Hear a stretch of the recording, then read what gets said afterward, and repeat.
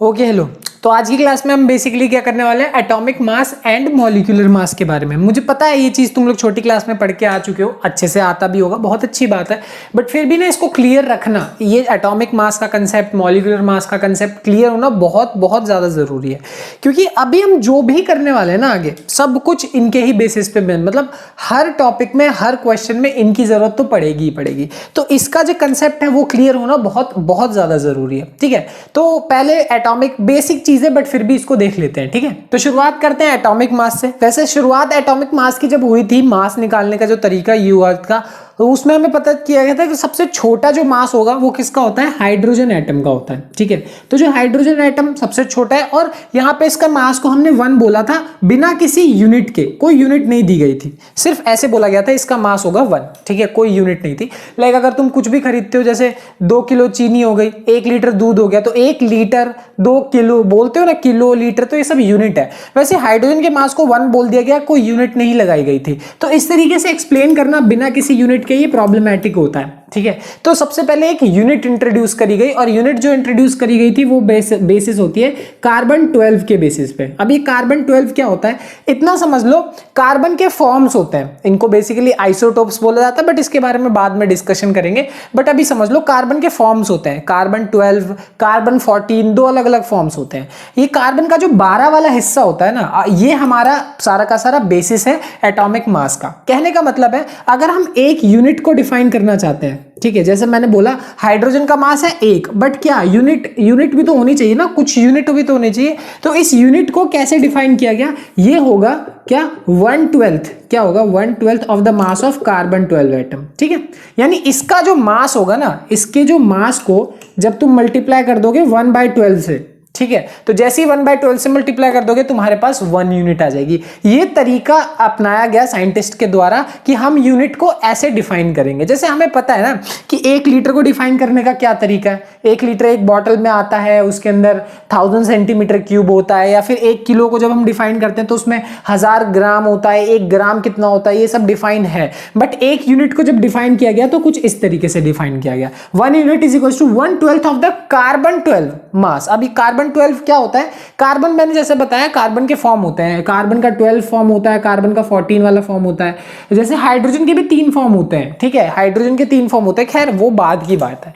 But अभी के लिए सिर्फ इतना समझो कि एक यूनिट का क्या मतलब है। तो बेसिकली जो ये 1 यूनिट है, इसको बोला जाता था एटॉमिक मास यूनिट। ठीक है, एटॉमिक मास यूनिट, और इसको जैसे बोला जाएगा AMU।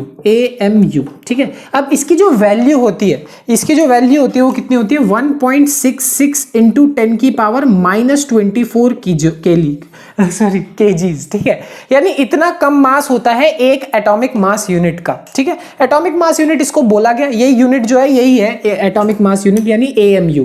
ठीक है, तो पुराने जमाने में जब शुरुआत हुई थी इसकी, तब इसको बोला जाता है एक AMU 1/12 ऑफ द कार्बन मास, और इसका वजन कितना होता है, 1.66 इंटू 10 की पावर -24 kg। अब kg तुम्हें पता है, तो फिर ये चीज समझना ज्यादा आसान हो जाएगा। समझ में आ गई बात। तो हम इतना बड़ा नंबर लिखने की जगह बस इसकी जगह क्या लिख देते हैं, AMU लिख देते हैं। ठीक है, मैं इतना बड़ा नंबर लिखूंगा, उसकी जगह सिर्फ AMU लिख दूंगा। और अगर सही बोला जाए तो आज के जमाने में AMU को भी यूज नहीं किया जाता, इसकी जगह किसको यूज किया जाता है, सिर्फ U को यूज किया जाता है। और ये क्या बताता है, इसका मतलब होता है यूनिफाइड मास होता है। बस इतना सा मतलब है और कुछ नहीं।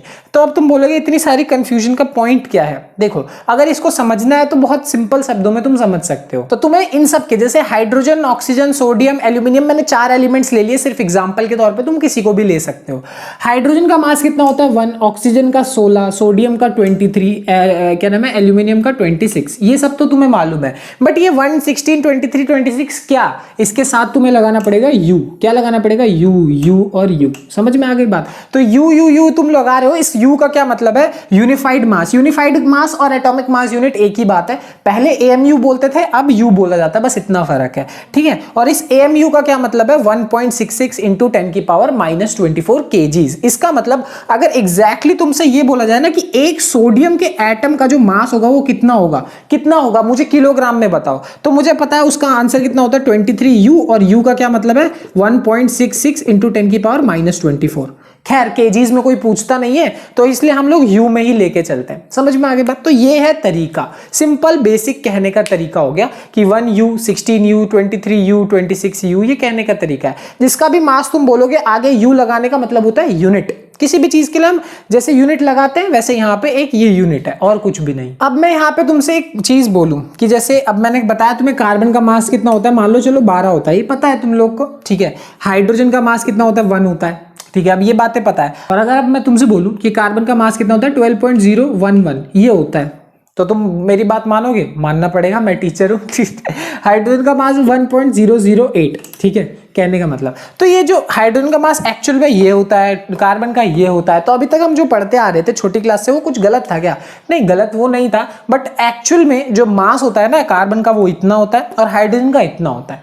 तो यहाँ पे हमें एक कंसेप्ट और सीखना पड़ेगा और उसको हम बोलते हैं एवरेज एटॉमिक मास। क्या बोलते हैं? एवरेज एटॉमिक मास, ठीक है। अब ये एवरेज एटॉमिक मास क्या कंसेप्ट होता है? जैसे कि मैंने तुम्हें बताया हमारे पास ना आइसोटोप्स नाम की एक चीज होती है, आइसोटोप्स। आइसोटोप्स का क्या मतलब है? देखो जो कार्बन है उसका जो एटॉमिक नंबर होता है वो कितना होता है, 6 होता है। एटॉमिक नंबर समझते हो? एटॉमिक नंबर का मतलब होता है नंबर ऑफ इलेक्ट्रॉन्स, कितने इलेक्ट्रॉन्स हैं या कितने प्रोटॉन्स हैं, इसको बोलते हैं एटॉमिक नंबर, ठीक है। या फिर टेबल में कौन से नंबर पे आता है, तो कार्बन 6ठे नंबर पे आता है, एटॉमिक नंबर इसका 6 है। बट एक्चुअल में अगर देखा जाए ना तो ब्रह्मांड में जब तुम कार्बन ढूंढने जाते हो तो तुम्हारे पास कार्बन 1, 2 और कितने कार्बन होते हैं, 3 तरीके के कार्बन तुम्हें देखने को मिलेंगे। 3 डिफरेंट तरीके के। एक होता है जिसका मास होता है 12, एक होता है जिसका मास होता है 13 और एक होता है जिसका मास होता है 14। समझे? कहने का मतलब ये है कि जब ब्रह्मांड मतलब जब तुम कार्बन ढूंढने जाओगे तो तुम्हें 3 डिफरेंट तरीके के कार्बन देखने को मिलेगा। और सिर्फ कार्बन के साथ ऐसा नहीं है, हाइड्रोजन के साथ भी ऐसा है। हाइड्रोजन भी तुम्हें 3 डिफरेंट तरीके के मिलेंगे। 1 जिसका मास 1 होगा, 1 जिसका मास 2 और 1 जिसका मास 3। मतलब तीनों के एटॉमिक नंबर 1 है और एटॉमिक मास कितना है, 1, इसका 2 और इसका कितना है, 3। और ये जो मैंने ऐसे लिखा है ये लिखने का तरीका होता है, ये बात तुम्हें पता होगा। खैर यहाँ पे 3 डिफरेंट तरीके के होते हैं। तो अब बोला जाएगा कि यार अगर मुझे कार्बन 3 अलग तरीके से मिल रहा है तो मैं मास किसका लूं, 12 वाले का लूं, 13 वाले का लूं या 14 वाले का लूं, किसका कंसीडर किया जाएगा मास? तो इसमें किसका कंसीडर किया जाएगा, इसका एक तरीका होता है और वही तरीका है उसको हम क्या बोलते हैं, एवरेज एटॉमिक मास। अब ध्यान से देखो ये करते कैसे हैं। तो देखो जैसे कि मैंने तुम्हें बताया कार्बन मिलेंगे तुम्हें 3 तरीके के, कार्बन 12, कार्बन 13, कार्बन 14, ठीक है। 3 डिफरेंट तरीके के मिलेंगे। अबंडेंस, अब नेक्स्ट चीज होती है, इसका पता करने के लिए हमें अबंडेंस पता करना पड़ेगा। इसका क्या मतलब है? अबंडेंस का मतलब होता है कि जब मैं मान लो कार्बन ढूंढने गया, ठीक है, ऐसा समझ लो मैं कार्बन ढूंढने गया और मुझे 100 कार्बन मिले। अब 100 में से 12 वाले कितने तरीके के होंगे, 13 वाले कितने होंगे, 14 कितने होंगे, ये मतलब है।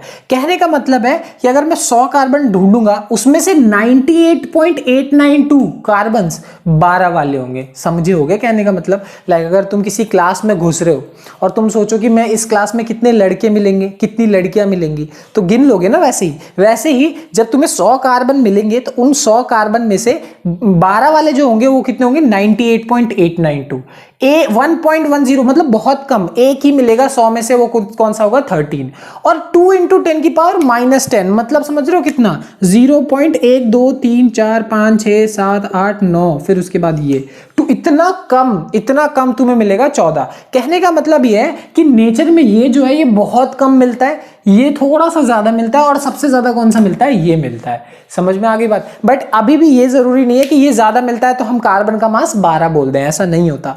तुम्हें पता अब लग रहा होगा कि हाँ कार्बन का मास हम 12 इसलिए बोलते आ रहे हैं क्योंकि इसका ज्यादा है, नहीं ऐसा नहीं है, वो थोड़ा सा कैलकुलेशन की वजह से होता है। अब देखो जो एक्चुअल में इनका एटॉमिक मास है वो इसका कितना होता है, 12 ही होता है, इसका होता है 13.00335। तुम बोलोगे भैया इससे तो फर्क ही नहीं पड़ता, बट एक्चुअल में बोला जाए ना इतने छोटे नंबर से केमिस्ट्री में बहुत छोटे पे फर्क पड़ता है। रीजन क्योंकि ये जो मास होता है तुम्हें दिख रहा है ये कितने छोटे होते हैं, तो इतने छोटे होते हैं उनके में इतना छोटा सा टर्म से भी बहुत ज्यादा फर्क पड़ेगा। तो अब ये जो 3 डिफरेंट तरीके के मास मिले ना, इनकी ही मदद से हम एवरेज निकालते हैं। इन तीनों का एवरेज निकालेंगे और जो फाइनली हमारे पास एवरेज आएगा ना, उस एवरेज को हम बोलते हैं कि हाँ ये है कार्बन का मास। समझ में आ गई बात? तो एवरेज निकालने के लिए सिंपल परसेंटेज है, तो परसेंटेज को मल्टीप्लाई करो 98.892। परसेंट का मतलब ये इतने परसेंटेज है, परसेंट का मतलब 100, 100 इंटू मास से मल्टीप्लाई कर दो, यानी इसका परसेंटेज इंटू इसी का मास। फिर से इसका परसेंटेज 1.108 अपॉन में 100, इसका परसेंटेज इंटू इसका मास 13.0035। ठीक है, फिर से अगर इसका परसेंटेज और इसी का मास प्लस 2 इंटू 10 की पावर -10 अपॉन में 100 इंटू ये 14.00317। अब वैसे चिंता मत करो, तुम्हें एक एक एटम के लिए ऐसा करने की जरूरत नहीं होगी, तुम्हें पेपर में बगल में मास वास दिए हुए होंगे, तो इतना ये तुम्हें बस समझने के लिए कि ये जो मास मैं लिख देता हूं, मैंने अभी बताया ना तुम्हें कार्बन का मास 12.011 होता है, यानी ये सब कैलकुलेट करने के बाद फाइनल आंसर क्या आने वाला है 12.011 U, ये आएगा हमारा आंसर। बट हमने ये जो लिख दिया ना, ये किस बेसिस पे लिखा, इस बेसिस पे लिखा, ये पूरी कैलकुलेशन करने के बाद। तुम्हें बार बार ये कैलकुलेशन करने की जरूरत नहीं है, टेंशन मत लो, बट ऐसे ही तुम्हें पूरी की पूरी क्या नाम है कैलकुलेशन मिलेगी। और तुम्हारे एनसीईआरटी के एंड में एक एक एटम का ऐसे मास लिखा हुआ है, तो तुम्हें जो लगता था बचपन से कि ये 1 होता होगा, हाइड्रोजन का 1 होता होगा, उसमें तुम्हें थोड़ा चेंज 1.008 देखने को मिलेगा, सब में चेंज देखने को मिलेगा। तो एनसीईआरटी के एंड में पूरी टेबल है, और एग्जाम में भी जब आएगा तो तुम्हें ब्रैकेट में लिख के दिया हुआ होगा कि हाँ कार्बन का मास इतना है, तुम्हें यही यूज करना है। हाँ ये बात ध्यान रखना कि ये मत सोचना कि अगर तुम्हें टेबल एग्जाम में ये दिया हुआ है और तुम तेज बनने के लिए 12 यूज करा है, नहीं ये बिल्कुल मत करना। तुम्हें ये दिया है, तुम्हें यही यूज करना है, इसी के साथ कैलकुलेशन करनी है। अगर तुमने ये यूज किया, आंसर पूरी तरीके से गलत हो जाएगा। वहां इसको देने का मतलब यही है कि अब तुम्हें कैलकुलेशन करनी पड़ेगी। समझ में आ गई बात? तो ये था पूरा का पूरा कंसेप्ट किसका, एवरेज एटॉमिक मास का। ठीक है, समझ में आ गई बात? तो अब जो नेक्स्ट टॉपिक है हमारा वो क्या है, मॉलिक्यूलर मास। हमने किसी एटम का मास देख लिया, जैसे कोई भी एक एटम हो सकता है, oxygen, nitrogen, fluorine, chlorine, sodium, aluminium, कुछ भी, ये सब एटम है। तो किसी भी एक एटम का मास जो होता है वो हमने देख लिया। अब बोला जाता है कि अगर मॉलिक्यूल का मास बोला जाए, मॉलिक्यूल का मतलब क्या है, H2O हो गया, CH4 हो गया, AlCl3 हो गया, जितने भी तुमने अभी तक पढ़े ये सब क्या है, मॉलिक्यूल है। एटम्स को जब साथ में जोड़ दिया जाता है, तो अगर इनमें से किसी का भी तुम्हें मास निकालना हो तो तुम्हें क्या करना है, ये भी तुम्हें आता ही है, तुमने ऑलरेडी किया हुआ है, बट वो ये कि अब थोड़ा अलग तरीके से देखेंगे। जैसे कार्बन का मास ये तुम्हें गिवन होगा, टेंशन मत लो, ये चीज तुम्हें गिवन है। हाइड्रोजन की मास तुम्हें ये गिवन है। अगर तुमसे बोल दिया जाए चलो CH4 का मास निकालो, CH4 का मास निकालो, तो तुम 10th क्लास में कैसे करते थे, छोटी क्लास में, मतलब कि कार्बन का होता है 12 प्लस हाइड्रोजन का होता है 1 और उसको मल्टीप्लाई कर देते हैं 4 से, आंसर कितना आ गया, 16 U आ गया, है कि नहीं? ऐसे करते थे, ये करते थे तुम कब, जब तुम छोटी क्लास में थे, है कि नहीं? अब यहाँ पे तुम्हें थोड़ा अलग तरीके से करना पड़ेगा। कार्बन के लिए तुम्हें रखना पड़ेगा 12.011 प्लस हाइड्रोजन के लिए रखना पड़ेगा 1.008 इंटू क्या करना पड़ेगा, 4 करना पड़ेगा। कार्बन के लिए ये, हाइड्रोजन के लिए, और इसको पूरा का पूरा आप क्या करना पड़ेगा, सॉल्व करना पड़ेगा। और जो फाइनल आंसर आएगा वो कितना आएगा, 16.043 U।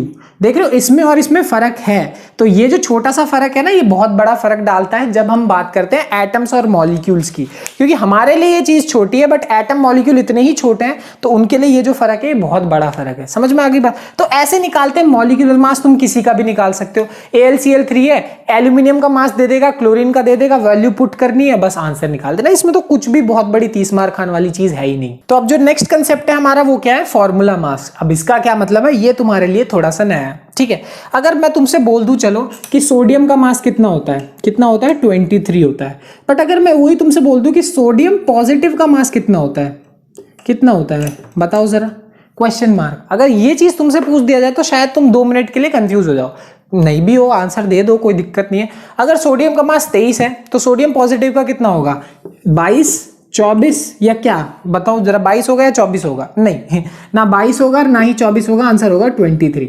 सोडियम का मास भी 23 रहेगा और सोडियम पॉजिटिव का मास भी 23 रहेगा। ध्यान से सुनो क्यों, तुम्हें एक कंसेप्ट और थोड़ा सा याद करना पड़ेगा, और वो है किसका, एटॉमिक मास का कंसेप्ट।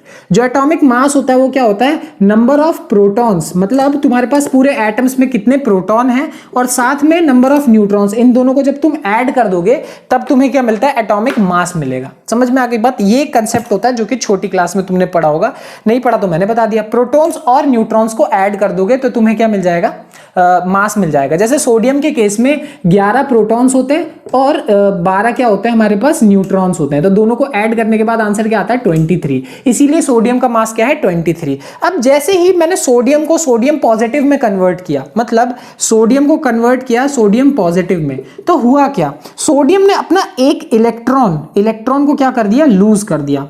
क्या उसने प्रोटॉन को लूज किया? नो। क्या उसने न्यूट्रॉन को लूज किया? नो। उसने लूज किया इलेक्ट्रॉन को। और तुम साफ साफ देख सकते हो एटॉमिक मास पे इलेक्ट्रॉन के जाने या आने से कुछ भी फर्क नहीं पड़ता, कुछ भी फर्क नहीं पड़ता, ठीक है ना। तो ना ही मतलब इलेक्ट्रॉन के जाने से ना इलेक्ट्रॉन के आने से फर्क नहीं पड़ता। इसी वजह से चाहे सोडियम हो चाहे सोडियम पॉजिटिव हो, आंसर कितना रहने वाला है? 23। अब एल्यूमिनियम की बात करें तो एल्यूमिनियम का कितना होता है? 26। तो एल्यूमिनियम के 3 पॉजिटिव का मास भी कितना होगा? 26 ही होगा। भले ही वो 1 इलेक्ट्रॉन लूज करे, 2 या 3 इलेक्ट्रॉन भी लूज कर दे, उसको मास पे फर्क नहीं पड़ने वाला। समझ में आ गई बात? ये कंसेप्ट होता है। तो यहां पे इसी को एक तरीके से फॉर्मूला यूनिट मास बोलेंगे। क्यों? क्योंकि देखो, अगर तुमसे बोल दिया जाए कि NaCl का मास निकालो तो NaCl का मास निकाल सकते हो। सोडियम का मास रखो, क्लोरीन का मास निकालो, रख दो, निकल जाएगा। तो ये है पूरा का पूरा कंसेप्ट, है ना। चाहे ये सोडियम मतलब प्लस वाली बात हो और चाहे नेगेटिव वाली बात हो, क्लोरीन, तो क्लोरीन का जो क्या नाम है, अगर मान लो क्लोरीन का जो मास होता है वो कितना होता है? 35.5 होता है। तो क्लोरीन के माइनस वाले का भी मास कितना होगा? 35.5 ही होगा, और कुछ नहीं। इसका भी उतना ही, क्लोरीन माइनस का भी उतना ही, कोई फर्क नहीं पड़ने वाला। ये और ये दोनों ही सेम होंगे। समझ में आ गई बात? तो ऐसा कुछ भी नहीं है कि कुछ तुम्हें अलग देखने या उसको मिल जाएगा, बिल्कुल नहीं। तो यानी अगर तुम्हें मान लो NaCl का मास निकालने के लिए बोलते हैं तो सोडियम का कितना होता है? 23, क्लोरीन का कितना होता है? 35.5। दोनों को ऐड कर दो, तुम्हारा आंसर आ जाएगा 538 to 558.5 U। आंसर आ गया। तो ऐसे आ जाएगा आंसर, इतने ज्यादा मेहनत या दिक्कत लेने की कोई जरूरत है नहीं तुम्हें। फॉर्मूला मास का भी मतलब सिंपली समझ सकते हो, फॉर्मूला मास भी क्या ही है? मॉलिक्यूलर मास ही है। क्या है? मॉलिक्यूलर मास है। बट उनके लिए मॉलिक्यूलर मास है जिनमें बेसिकली क्या होते हैं? आयंस बनते हैं, ठीक है। बल्कि मतलब आंसर में 1 पैसे का फर्क नहीं आने वाला, दोनों के आंसर सेम हो गए। बट वो ये जिसमें आयंस आ जाते हैं, सोडियम पॉजिटिव आयन है, क्लोरीन नेगेटिव आयन है। समझ में आ गई बात? तो ये एक कंसेप्ट था जो कि नया था, और बल्कि काफी चीजें तुम्हारे लिए आज की क्लास में नहीं होंगी, जबकि वो छोटी क्लास में पढ़ी हुई है, ठीक है। तो इन सब चीजों को आज की क्लास में जो भी पढ़ा उसको हल्के में मत लेना, बहुत काम आने वाला है। समझ में आ गई बात? तो अगली क्लास में इन सबको जोड़ के भी एक चीज के बारे में बात करेंगे अगली क्लास में, ठीक है। तो मिलते हैं तुमसे अगली क्लास में। Bye bye.